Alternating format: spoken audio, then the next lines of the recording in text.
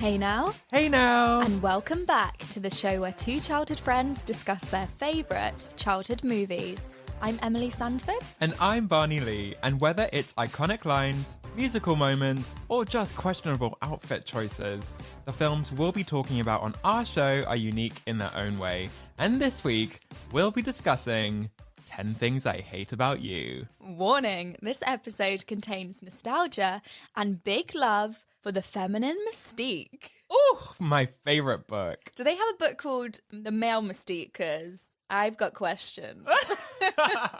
Wow, 10 Things I Hate About You. Now, we set out a poll on Instagram, like, what do people want to hear in season 2? And 10 Things I Hate About You was like the most requested film. By a country mile. So I was so happy that we were going to do this. Definitely. The film was released in 1999, so we were only 7. I mean, any film that has got Heath Ledger in, sold. Oh, yeah, chef's kiss. And Heath Ledger with his Australian accent as well. Oh, yeah. He can go down under. I would love to see his didgeridoo. I'm so sorry, Australians. I hope that's not... Is that offensive? Yes. So what was really cool about 10 Things I Hate About You is that it is a Shakespeare adaptation of the play The Taming of the Shrew. Have you ever seen Taming of the Shrew? I couldn't even tell you what a shrew is, so... It's basically a mouse with a long nose. Oh. It's like the Pinocchio of the mouse world. Cute or Did like... you eat my cheese? No. So I hear. Apparently that's what the play's about. Yeah, it's wild. Wow. The Taming of the Shrew walked so Ratatouille could run. Oh my god. Stuart Little who? See ya. He wishes. He wishes he was Stuart Little. So the writers of this film are Karen McCullough and Kirsten Smith. Now, they've given us other gems like Legally Blonde, She's the Man, and Ella Enchanted. What a hit list. Yeah, iconic movies. And the film was directed by a guy called Gil Junger. I heard that he actually had a role within this film that was written especially for him to act in, but the scene got deleted. Oh, that Sad is times. the worst. But I feel like if you're the director, you have the power to keep or delete a scene, so maybe it was his decision. Yeah, maybe. Potentially it was just one of those moments where you like see yourself on camera for the first time and you're like, oh, that's what I look like, side profile? Yeah. No, me gusta. This last year has been like the year of Zoom. Sometimes the camera flips so you can see what you look like to other people and you're like, that's how people see me. Oh my gosh. No, I have that box that says touch up my appearance permanently checked. And I'm like, yeah, let's drag that slider all the way to maximum. And it like literally just blurs out all your skin. Oh. So this film has an absolute stellar cast. And I think it was the actor who plays Michael, David Krumholtz, who said that on set, everyone gelled so well and they were kind of all in agreement that this was the best summer of their lives. Oh. It was just like the best friendship group, which I think is really sweet. I mean, I feel like my ideal summer would be with Patrick and Joey. Yes. And Michael is so funny. I mean, we'll talk about this some more, but like anyone I could spend a whole summer with and they like make me laugh that much. Sold. Yes. So, first up, we have Julia Stiles, who plays Kat Stratford. You probably know her from Save the Last Dance. She was also in 2 other film adaptations of Shakespeare plays, funnily enough, in the early 2000s. One was Hamlet, and the other was the Othello-inspired O. She has had appearances in Mona Lisa Smile, The Prince and Me, and the Bourne franchise. And she also won an Emmy for her guest role on Dexter as well. Oh, you know, she's kind of got like Katherine Heigl vibes. Yes. I really feel like she could be like her younger sister or something. That skin. Oh, honey. So obviously we have Heath Ledger who plays Patrick. Now Heath passed away in 2008 and this was just before his film The Dark Knight was about to be released. Oh, so sad. He was awarded an Oscar for Best Supporting Actor in that film. And he died because of an accidental overdose, but it wasn't with... Like hard drugs. It was like medicine. Yeah, like prescription drugs. Oh. Which is even more tragic. That is so sad. He's an amazing actor, so... You know, we just want to give him props where a it's lot due. of props where it's due. Yeah. And yeah, a lot of love for being in this film. Absolutely. Stole my heart. Definitely. Big crush on Heath Ledger, that's for sure. Alrighty. Joseph Gordon-Levitt plays Cameron. James in this film. He's a cutie. He somehow looks the same now as he did then, but at the same time, he looks so young. Yeah, he really does. He has continued to steal our hearts in several other film appearances. 500 Days of Summer, need I say more? He also appeared in The Dark Knight Rises and Inception. I mean, I feel like if someone was going to play the story of your life, I feel like Joseph could do it. Of my life? Yeah, he's attractive. Same hair, same olive skin tone. Oh my goodness. Yeah. Why are you buttering me up like this? Well, you're my best friend. I can say that. Now you have to tell me who would play me. Jen Ann, surely, but like... Oh my God, in my dreams. But like thank you. 90s Jen Ann. Right, we're going to move on before he picks someone not good. Gabrielle Union is in this. She is. She's got a small part, but she has some good lines. Yeah, so she plays Bianca's best friend, Chastity. Yes. Did you know she was 26 when they filmed this? Yes, I've read this. Wild, but like she looks incredible, and obviously she looks exactly the same now as she did then. Oh my God, I always think that when I see Gabrielle's Instagram. Yeah. I'm like, drop your skincare secrets. You are gorgeous. It's magic. We obviously also know her from films like Bring It On and Think Like a Man. Oh, I love that film. She's also a New York Times best-selling author with her memoir, and the title of this is, honestly, It Is Us. We're gonna need more wine. Sold. Don't need to read it, already ordered on Amazon. Exactly. Read the blurb, done. So the last person that I think we should just quickly talk about is Larry Miller. Now, he plays Walter Stratford, who's Bianca and Kat's dad in the film. You guys will know him from his amazing portrayal of Paolo Puttanesca. in The Princess Diaries.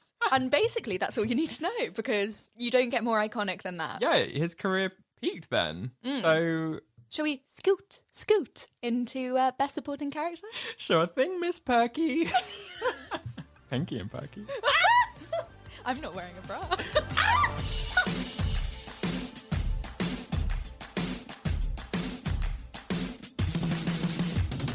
Okay, best supporting character, and obviously we should start with Mrs. Perky. She's the guidance counsellor in her spare time, or not even her spare time, in her... On school property and in school time. When she should be doing work, she is doing her side hustle, which is writing erotic novels. I watched this film with my mum, and she was like, oh, that's a bit rude. Like, oh my God, Mum, don't... I just turned around and 50 Shades of Grey is on the bookshelf in Barney's room. My parents' spare room. Sorry. Barney's parents' spare room. Yeah, I mean, that does not make it any better. I'm just upset that feminine mystique is not on here. It's fine. We've got the Diary of Anne Frank, so that's just as good. Oh, okay, perfect. Mrs. Perky, yeah, she's a guidance counsellor. She doesn't really give a lot of guidance. And she also disappears after like 10 minutes of the film. Like, did they just have like one day of shooting with Anderson Janey? She gave us some good, one-liners. I think just everything about her outfit and her office. And when Kat came in and she held up her like 90s mug that had that cat drawing on, she's like, cat, get it? Yeah. And Kat's like, I appreciated that joke. it was great. I want to give a shout out to another teacher who is Mr. Morgan. He is hilarious. He is so funny. He's the English lit teacher. Yeah, he just serves sass. It's not like, oh, I'm sassy. Basically, in best quotes, I'm going to quote him. All you need to know is he is amazing. And also, he looks so young. He was 32 at the time of filming, so he definitely was just one of those like cool teachers. Yeah. And I love that part where he assigns the class to write a poem, and Kat's like, oh, great, this sounds like a good assignment. And he just doesn't believe her. He's like, get out. For the one time she's actually being sincere, and he's just not having any of it. She has some really good lines about writers being like misogynistic and like, not feminist at all. And then he jumps in also and says, well, there's also all these like white writers, and why are these people in my class dressed up as Rastafarians, which I hate. Yeah, it was definitely a sign of a 90s film. Yeah. These white rastas are like, that's right, Mon. And he's like, don't even get me started on you two. Yeah.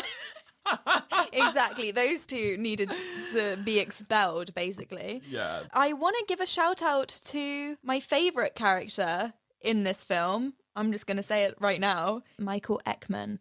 So he plays Cameron's best friend in this film, and he's the guy that we meet in like the first scene, and he shows Michael around the school. Yeah. And there's this amazing quote, which I'm not even going to say for best quotes because it needs to be said now. Spill it.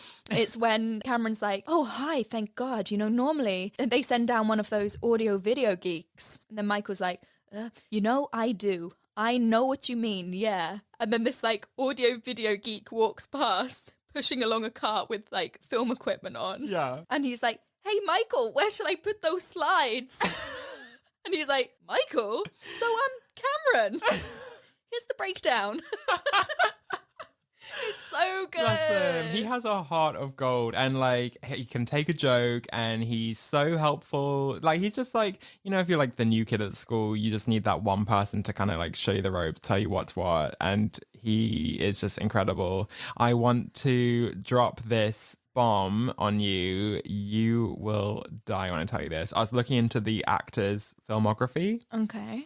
So David Krumholtz, who plays Michael, you might know him as his role as head elf Bernard in the Santa Claus franchise. What? The guy with the black floppy hair. No. Yes! Oh my goodness. I could not believe it. Once I read that, I was like, oh my God, how have I not seen that? I mean, it was the horrible wig and the beret probably disguising it. I have a couple contenders for Best Supporting Character. One, I mean, I don't even think he has a name, but it's the sweaty boy who's holding weed in detention. He was so nervous. He was so nervous, and that teacher was taking the weed so he could have it. Yeah, I mean, he was like, yeah, I'm confiscating this. And then he saw the bag of crisps on the other boy's desk. And he was like, oh, munchies, perfect. He was like, and I'm taking this too. Honestly. That boy was great. Yeah. I also loved, and we see her twice, it's the girl who's putting up the prom posters. That Cat like rips down whenever she sees. Yes. Like they'll walk past, Cat rips it off, and then the girl behind her is like, hey! And it happens twice in the film. Honestly, I don't know if you got a good look at the poster, but the prom theme is blasting into the year 2000. Is that not the most 1999 prom theme you've ever heard of? Yeah, sometimes I think it's so wild to think that we saw in a millennium. I know. It's insane. I mean, we were quite young, so I feel like I wish we could have been like, 18 plus and got to like party like it's 1999. Yeah. But we were 7. I danced on the coffee room table. Oh, you rebel. Yeah, I wore like a quilted skirt and top, which was Barbie. Wow. In silver. And I had like, this is very 90s, blue metallic lipstick and stuff. Probably a bit of glitter. Hair with some like butterfly clips in. Just the essentials for a Y2K party. Yeah, exactly. I love that. I actually missed the countdown. We were at a family friend's house and we were all playing the electronic board game version of Who Wants to Be a Millionaire? And then we came downstairs. There was like, where were you guys? It's midnight. We were like, Chris Tarrant. Oh my God. I've never forgiven him. Oh no. Yeah. Oh, I worked with his son. You could have found your revenge somehow. Oh, yeah. Okay. Next millennium. Yeah. Right. Well, I think we have come to a unanimous decision on who our best supporting character is. Oh, yes. And might I say, he probably has the best name in cinematic history. I'm not sure who gave him this name. Could be Dick and Dom. That's only a reference you understand if you're from the UK. It is, of course, Bogey Lowenstein. Honestly. Need we say more? We don't need to say more. I think we need to insert a doorbell ring. Because that must be Nigel with the brie. Oh. Poor Nigel. He just wants to have a low-key party, like drink a bit of liquor from his parents. Smoke some cigars? Oh no, someone was touching a cigar and he was like, hey, no touching. And then ruffled the boy's hair. Like, yeah. It was a civilized, low-key affair and it got bombarded with like 500 kids from high school. And the windows smashed and everything. Oh my God. He's like, you guys, please take it outside. And then he's like, thank you. Oh. They did. But honestly, is it even a teen movie without somebody being freaked out about vases being broken at a house party? Absolutely not. I mean, parties with vase smashes and sausage rolls, always a riot.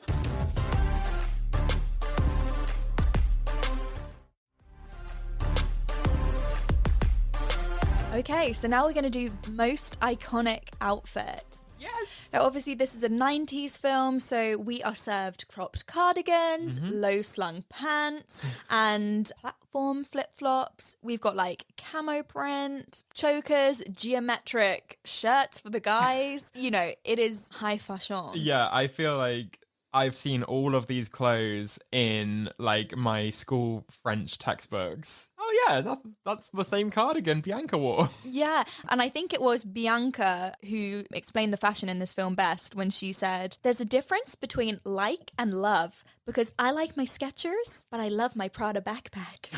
Oh, I really want a Prada backpack. What a combo. If you get one, then you have to wear them with Skechers, clearly. I know.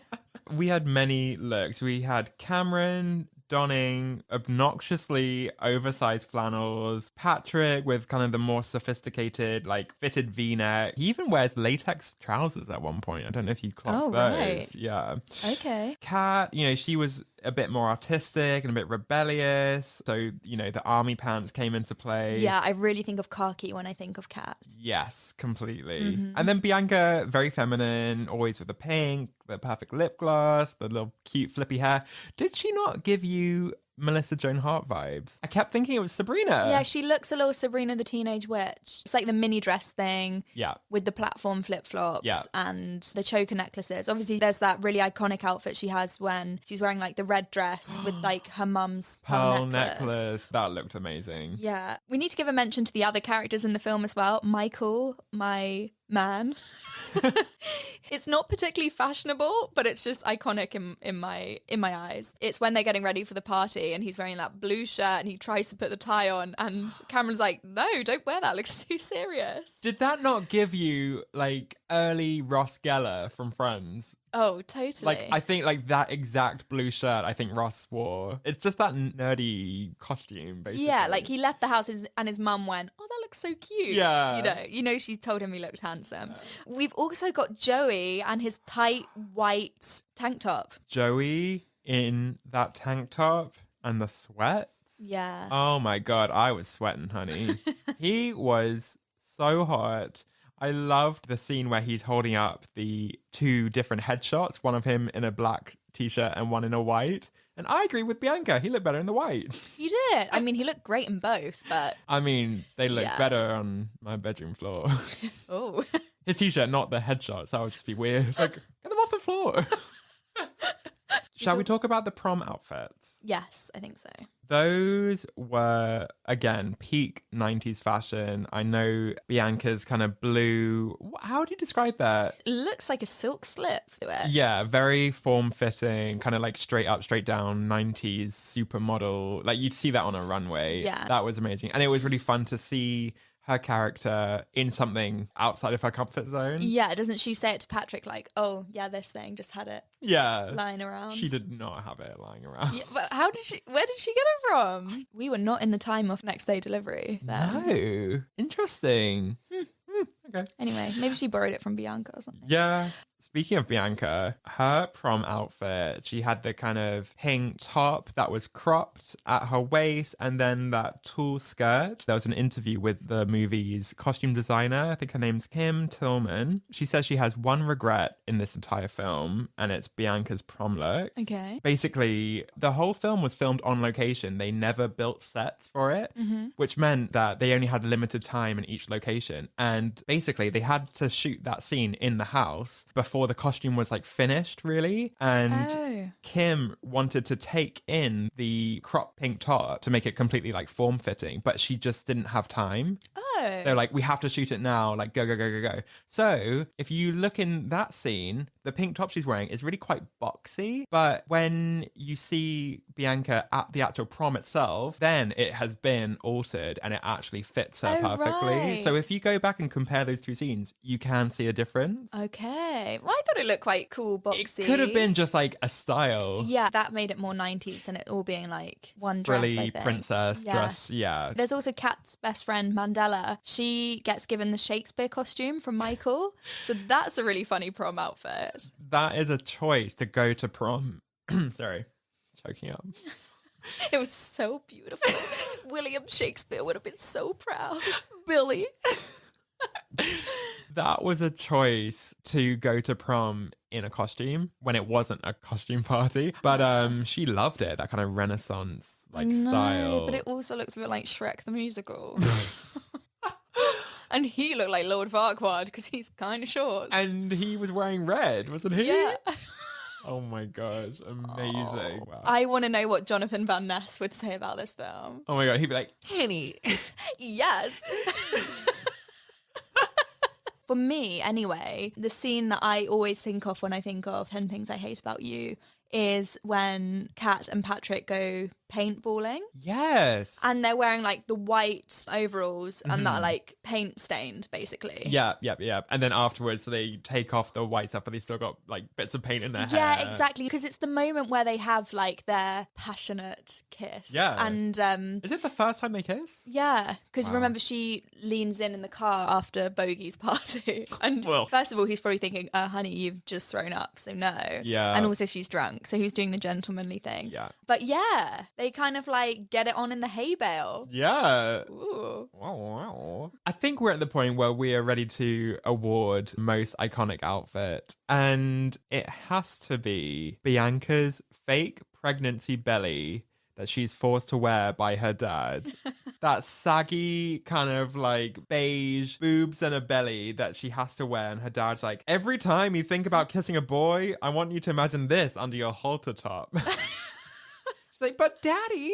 So good. And then we get that quote from Patrick, which is like, who knocked up your sister? Sorry. I always think he's American, but it's more Australian. You know, it reminded me of the Halloween at uni when I dressed as pregnant Kim Kardashian. So I was working at Topshop at the time and we had a maternity mannequin that had this kind of like strap-on belly. No. And they wouldn't let me borrow it for the night. So I had to end up going on eBay and buying this, oh my God, inflatable Santa belly. No. It was, wow. I mean, it did its job. Why didn't they let you borrow it for the night? You were like a loyal employee. Yeah, they... Oh, well, Topshop's gone now. Yeah. Good luck, Tina. Who's going to cover your shift? Oh, no shift at all.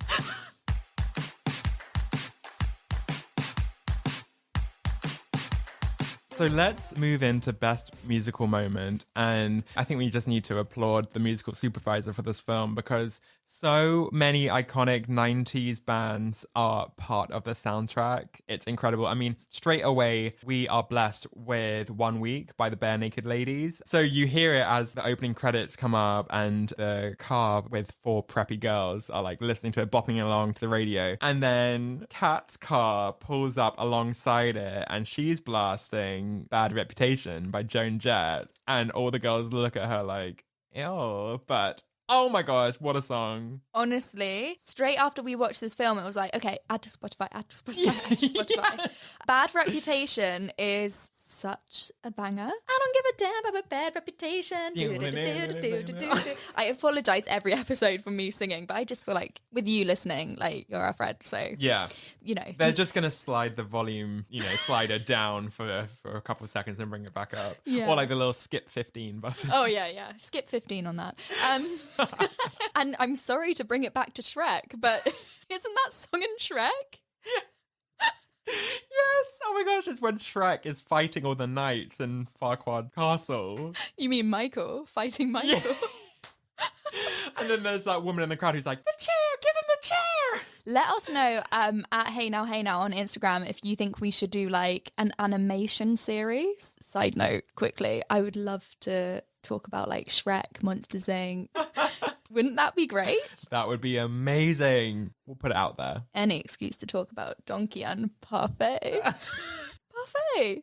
Everyone loves Parfait. The next song we have to talk about is when they're going to Bogey's party and Kat has a few of those tequilas. She gets very drunk and she starts dancing, jumps on the table and dances to Hypnotize by Biggie, Notorious B.I.G. Yes. Now, when you say dancing, it was movement.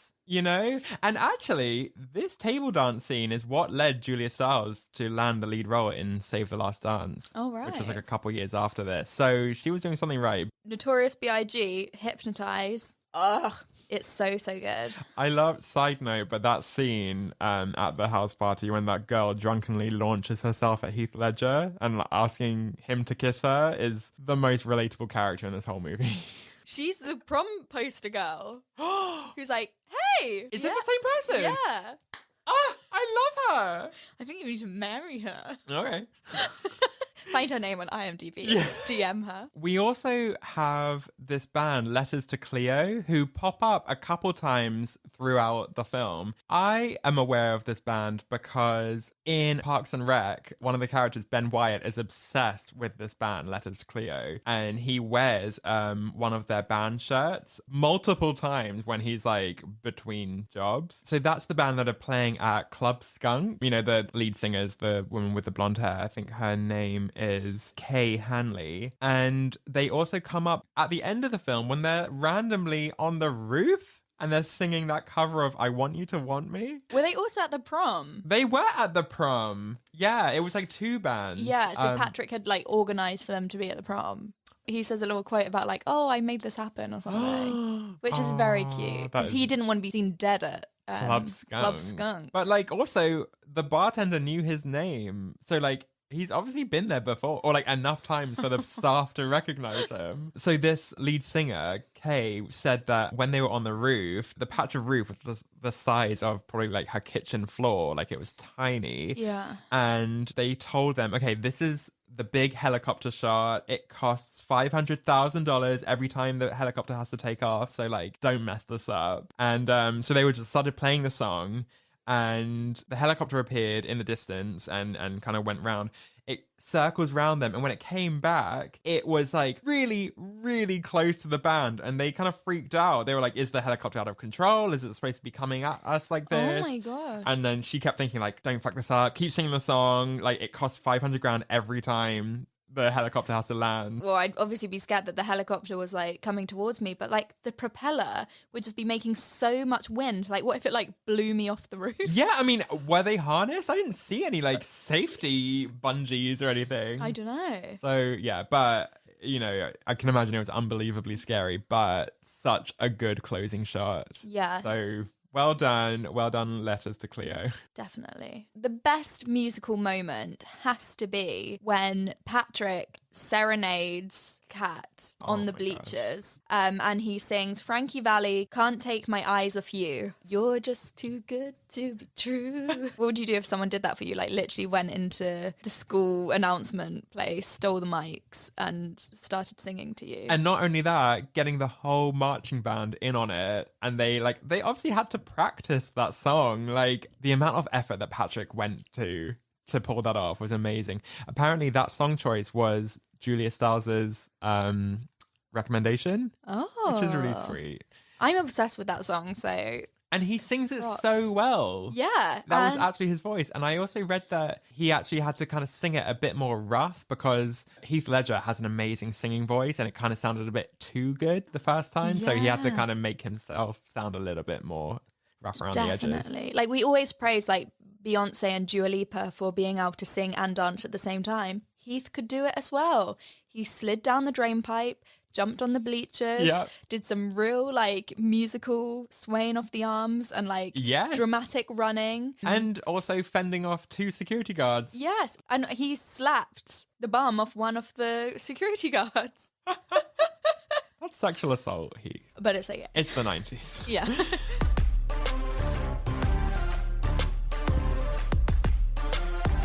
So next, let's move on to best quotes. And I think we need to start with Mrs. Perky because she comes in, beginning of the film, completely sets the tone, and pretty much everything she says is gold. Yeah, I'm obsessed with when she says to Patrick, why did you get your penis out at the lunch lady? And he was like, I was joking with the lunch lady. It was a bratwurst. And she's like, bratwurst? And we the optimist. Next time, keep it in your pouch, okay? And then when he leaves, she writes bratwurst into her like, erotic novel. Pulsating bratwurst. Ew. Ooh. And then also when she's typing, she shouts out to her colleague, Judith, what's another word for engorged? And Judith like kind of looks at her like she's disgusted. And she flatly says, I'll look it up. That is me writing my Hinge profile. And I also love when Kat comes in to talk to Mrs. Pinky. Nope. Perky. Perky. And Mrs. Perky's like, so I hear you were terrorizing Mr. Morgan's class again. And Kat's like, expressing my opinion is not a terrorist action. And then she's like, the way you express your opinion to Bobby Ridgway, by the way, his testicle retrieval operation went quite well, in case you're interested. And Kat replies, I still maintain that he kicked himself in the balls. Oh my goodness. Obviously, it's no secret that Mr. Morgan is my favourite teacher of this film. Yeah. He says that amazing line to Joey when he's basically saying, can Kat take her Midol before she comes to class? And Mr. Morgan's like, someday you gonna get bitch slapped and I'm not gonna do a thing to stop it. Is that kind of like, get out, you an idiot. Yeah. I love that. And Joey did get bitch slapped, so he knew. And actually, speaking of PMS with the Midol tablets, there is actually a really funny scene where Mr. Stratford to Kat, he's like, my insurance does not have PMS cover. Yes. When she like reverses into Joey's car. Yeah. Oh, I felt bad for Joey. I mean, Yeah. I know you're not really supposed to like him, but that pained me. I also love the bit where Mr. Stratford comes home and he's like, hello, Katerina. Make anyone cry today? She's like, sadly, no, but it's only 4:30. Yes, this family.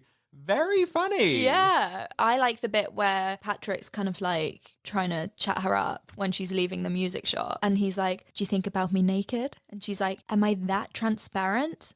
I want you. I need you. Oh, baby. Oh, baby. Yeah.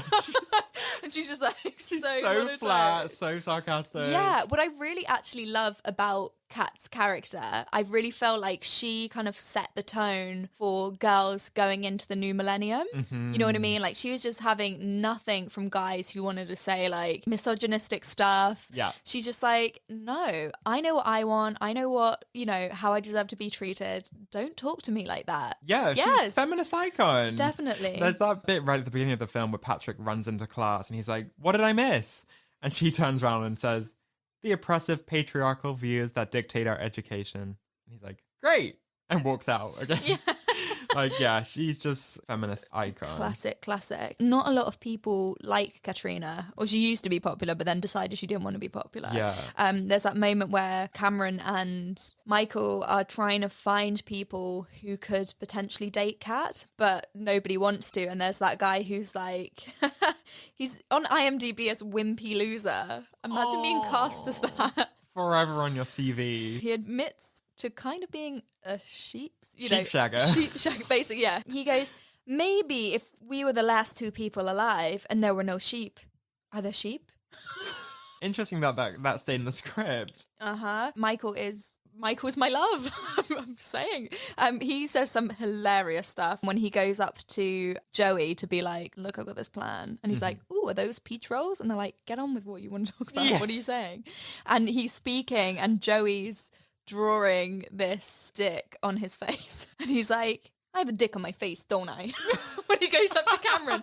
And apparently, there's a really funny fact to do with this. Apparently, Michael had to teach Joey how to draw a dick because he didn't know how. What? No. Yeah.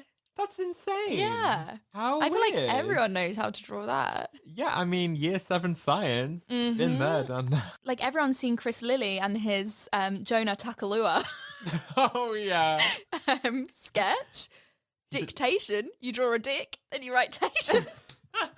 Also, when Cameron and Michael are getting ready for Bogey's party, and they're obviously like a little bit nervous about getting ready, and then Michael goes, again, it's his delivery. He's like, the last party I went to was a Chuck E. Cheese. You want to talk about some fun? That's a good time.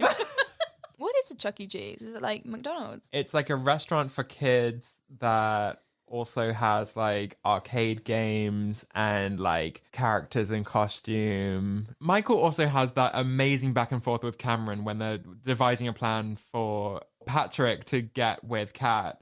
And Cameron is just like, we are screwed. And Michael is like, hey, no, hey, I don't want to hear that defeatist attitude. I want to hear you more upbeat. And then Cameron's like, we're screwed. And Michael's like, there you go. There you go. He's kind of got that Gangsta Bugsy Malone. Yeah, he's got that Seattle accent. Really sorry, Americans. We offend Americans every time. Every time. There's also that quote where Michael's like, "The shit hath hitteth the fanneth," which I'm obsessed with. They didn't teach that in my English class. No, but William Shakespeare, like, I'm Endorsed sure. it. Yeah, I'm sure that's in Macbeth somewhere. Yeah, someone near the back. Yeah, the shit has hitteth the fanneth. Classic. There's that moment where Michael comes up to Cameron's like, all right, I talked to her, I got the scoop. And Cameron's like, what did she say? Hates him with the fire of 1,000 suns. That's a direct quote. Thanks, Michael. That's very comforting of you. And that's Patrick who says that. So, yeah. Amazing. But we also have a quotable angel in the form of Bianca. She has some amazing lines. One that I love is when she's chatting to Cameron during her French tutoring, and she's like, "A beaucoup problemo, Calvin. If you haven't heard, my sister's a particularly hideous breed of loser." Very Kate Saunders. Yes. Like Lizzie McGuire. Yeah. I thought that was incredible. Amazing. I think we both agree on this. Best quote has to be when Chastity and Bianca are having that conversation, and Chastity is like, I know we can be overwhelmed and underwhelmed, but can you ever just be whelmed? And then Bianca's like, I think you can in Europe. Yes! Yes! Oh my gosh, the script is endlessly quotable. I actually saw on Gabrielle Union's TikTok page that she recreated that little conversation, and it's so good. Sometimes you just feel whelmed, okay? It should be a thing. Definitely. I mean, it can be for us. We're in Europe. We are whelmed, guys. We are officially whelmed. I mean, we are whelmed with the response to this podcast, that's for sure.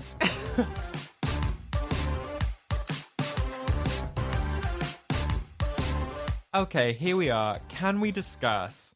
And I mean, is it even a high school movie if there's no walk and talk description of cliques? I love any kind of like montage where someone's like teaching a new kid like who's who and where's what, and like the rundown of school cliques they have at this high school is amazing. If you'll allow me to reel some off. Definitely. You have your basic beautiful people. Oh, that would be us. Of course, unless they talk to you first, don't bother. Actually, I could also see us in with the coffee kids. Oh, yes. Make mine an oat milk latte. That was Costa Rican, idiot. You've got the white rusters. Ugh. Oh, no. You got the cowboys. The closest they've come to a cow is McDonald's. And you also have the future MBAs. It was interesting because it's just very different to any other kind of cliques that we know about in High School Musical or like Mean Girls. But I really appreciated it. Like cowboys in Seattle? Yeah, I mean, there was that guy who turned up in the classroom and he was wearing a cowboy hat, and I thought, why? And eating beans out of a tin for no reason. What? But like, He's the go-to guy if you want a Milky Bar. Well, I gotta find him then. We should also talk about this school because, I mean, it was an amazing school. Like at one point, Bianca's just practicing archery, as you do. And there's that bit where she just shoots her archery teacher with an arrow and like barely flinches. Yeah, everyone else is kind of like attending to him Yeah. and making sure he's alive. And she's just like, meh, meh, meh. Yeah, chat. Like low-key kind of iconic. Yeah. But yeah, that was interesting. Mm-hmm. And also there's this, I don't know, it was an amazing school. Maybe the concept of like money is a bit skewed because Joey is trying to convince Patrick to take Kat out for a date. And he's like, I'll give you $30. And Patrick's like, well, okay, look, it's $15 for two people to go to the movies. Bargain, actually, by Yeah. today's standards. Wow. And then he goes on to say, we get popcorn. That's $53. What? That leap is huge. Like, I know popcorn is expensive, especially now, but like, how much are you eating? $35 for popcorn? I mean, maybe if you throw in the Pepsi, or like the nachos. Yeah, or the Tango Ice Blast. Yeah. Oh my gosh, completely. Okay, speaking of dates, I want to talk about paintballing. That is my worst idea of a date. I mean, this paintballing is like paint in balloons. Yeah. It's kind of like water bombs, but with paint in. It was so much more romanticized. It's kind of like, like expectation versus reality. Like, oh yeah, we're going to be running around in the sun on this lawn with like paint balloons. In reality, like at least in the UK, paintballing is like a death sport. Oh, definitely. I've actually never gone paintballing, and I don't want to because everyone complains how injured they get afterwards. Like if one of them hits your like bare skin or even just goes through like a cotton t-shirt for that matter, you get so bruised. Yes. And it just sounds really painful. And if you get it in your eye, you can get blinded. Easy pass. Not worth it. Why would I pay money to do this? And also run around and just be scared. It's just not my idea of a fun day. It's like on par with Laser Quest. Like, okay, let us run around in a smoky dark room with like lots of obstacles and hard edges. Oh, that sounds like a good idea. Yeah, it sounds real safe. Like lasers in my eyes. Isn't that like the first thing you learn when you're born? Like, don't look into the sun or lasers. I know, we'll do a party that impairs the sight of children. With no adults in there either. Mental. Actually mental. And earlier that day, Kat and Patrick are on this pedalo, and I don't know if you noticed, but like their pedalo is not moving. They're like spinning the pedals, but it's obviously anchored to somewhere so that they can film the scene without, distractions or having to actually move. It's so obvious that they are stationary on the water and everyone else is actually like driving around them. I just thought that was really funny. I know. Also, pedalos is like one of those things where you got to get the guy to do all the work. You pretend to put you're just resting your feet on the pedals and just letting them. Yeah, I tell you what a great date is. Tandem riding. Hey, I'll sit at the back. We went tandem riding once. Were you not cycling? You thought that hill was really hard. No, I'm joking, of course. The truth comes out. Wow. Come on, he deserved to do all the hard work anyway. She just flashed him to get out of detention, so... That's true. He did owe her. Although, again, he didn't really ask to get bailed out of detention. No. So... But, meh. It was the 90s. Yeah. Trivia? Yes.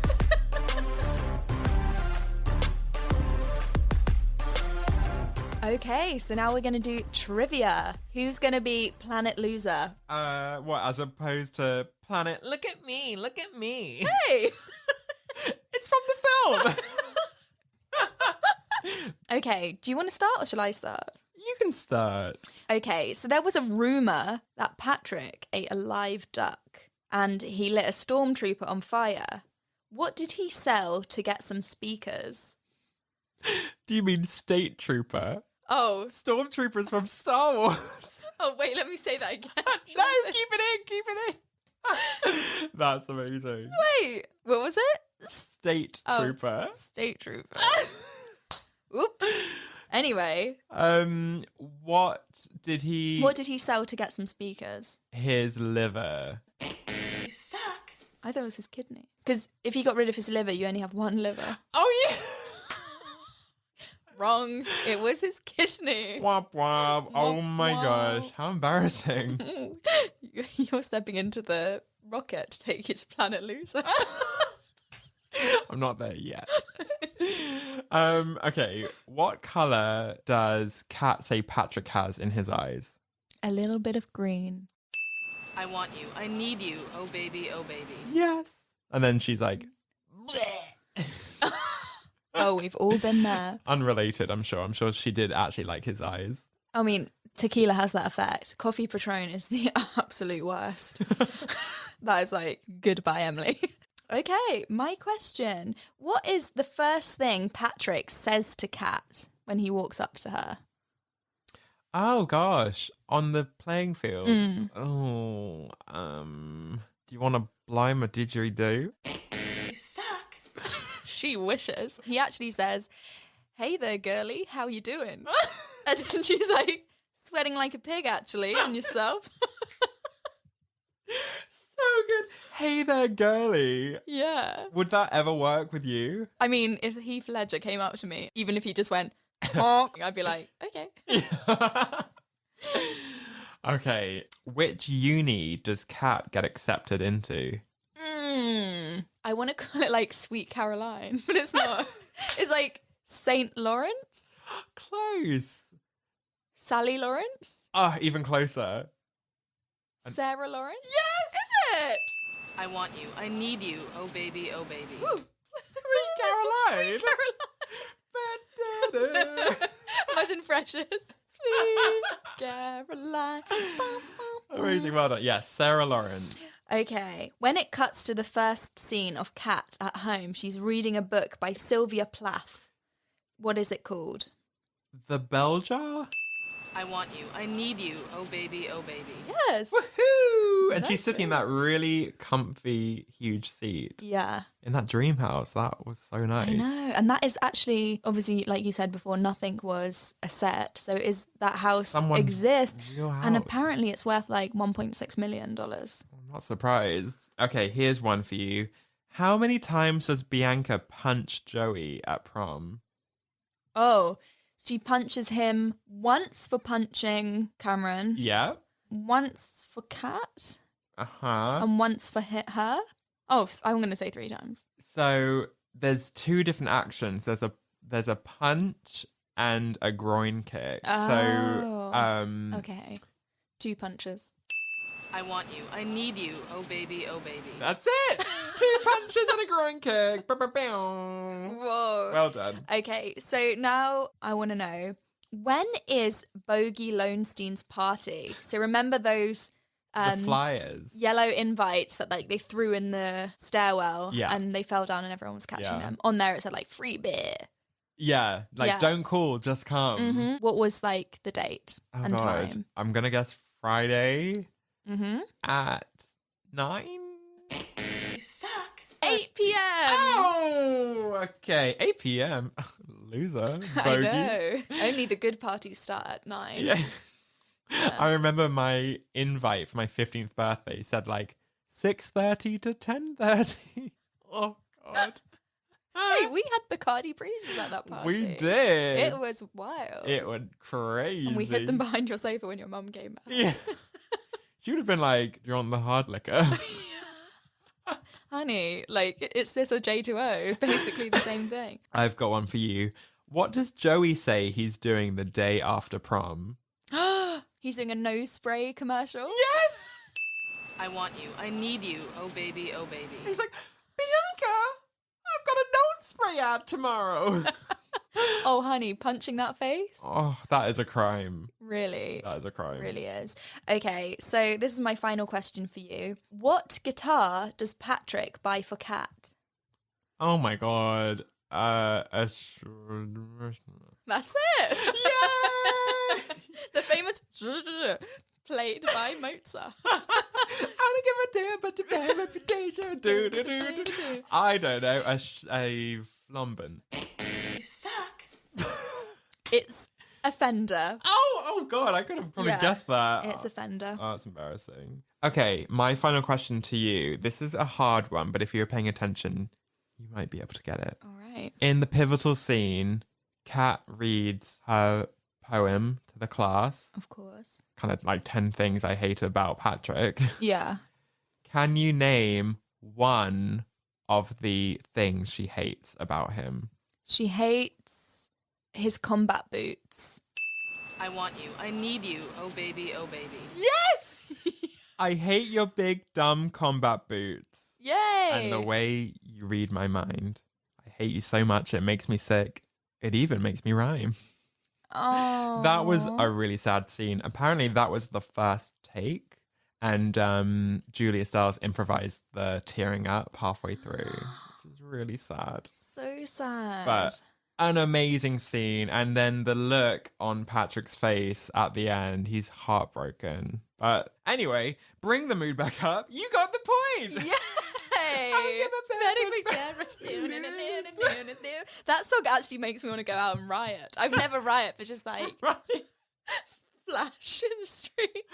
Flash your detention teacher and like run down a grassy knoll. What? No, spring break! Is that what it's called? A grassy knoll? That's what I'd call it. It's not just a hill.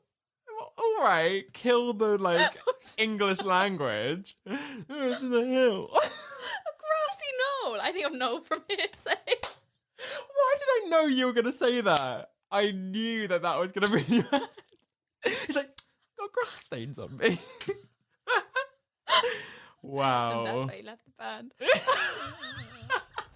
Well, I think that about covers it. I mean, deep diving into 10 Things I Hate About You was so fun. It hit so many points. Like, the cast was amazing. The music was incredible. The fashions are iconic. I had the best time. If you like this episode, please leave 10 things you love about us on Apple Podcasts. I'd love that. Yeah. I hope we get a comment from that long-nosed shrew. He types it with his nose. Aww. If you did stay with us, thank you so much. Looking for a new podcast? Here's a Black creator to listen to this month and beyond, courtesy of Acast Recommends. Hey, what's up? I'm Sean T, and I wanted to tell you that my podcast, Trust and Believe, is all about uplifting you to the next level of who you are. Whether it's a solo show with me telling you about things that are happening in my life and how to get through them, or if it's with one of my amazing guests. At the end of every show, you will learn the tools that you need to push through just to get through another day or maybe another month.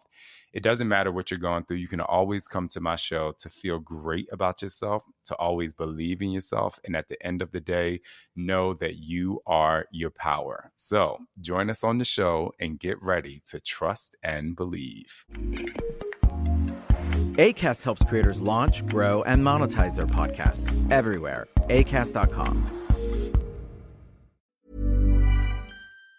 Much. We'll see you on Planet Loser. Oh. Why?